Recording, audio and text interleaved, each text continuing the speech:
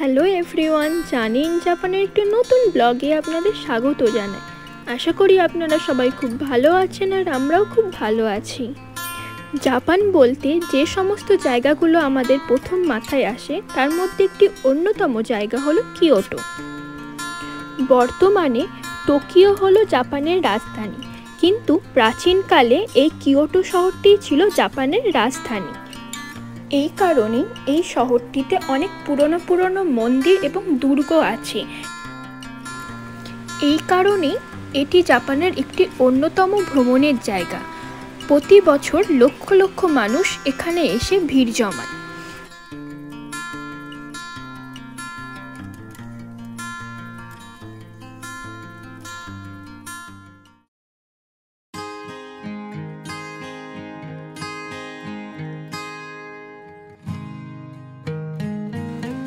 চলুন আজ আপনাদের কিয়োটো শহরে একটি অন্যতম বিখ্যাত মন্দিরের সাথে পরিচয় করাই।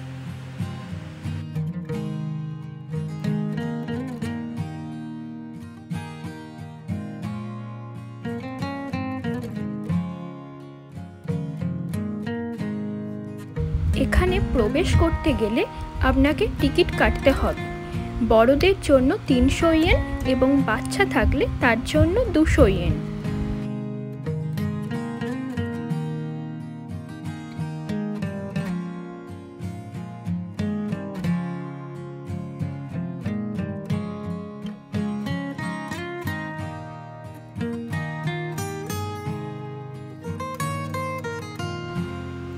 এটি আসলে একটি স্মৃতিসৌধ।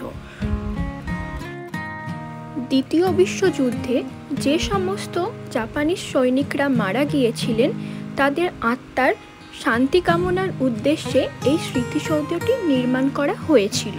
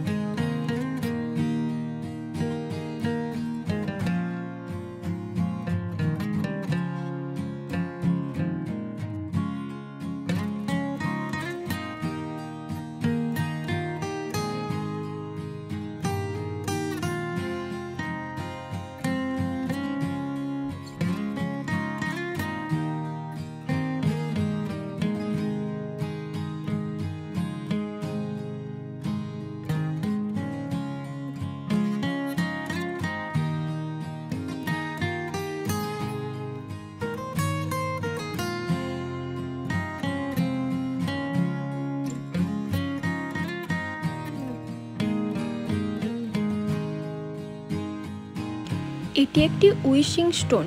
ভগবানের কাছে আপনি কিছু চাইলে এই কাগজের মধ্যে লিখে সেটিকে ঝুলিয়ে রাখা হয়।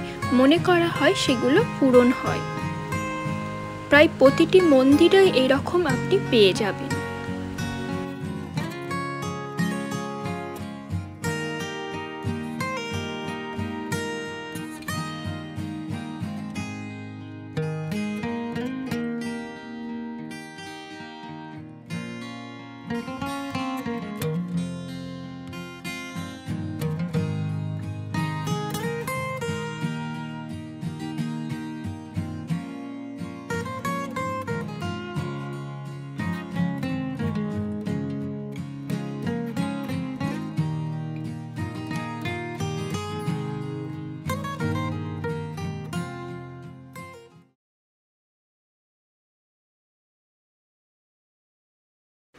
এই জায়গাটির নাম হলো রেইহাই-দেন।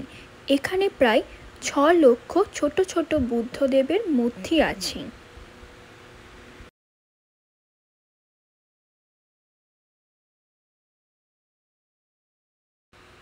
আজকের ভিডিওটা এখানেই শেষ করছি। ভিডিওটা কেমন লাগলো অবশ্যই কমেন্ট সেকশানে জানাবেন।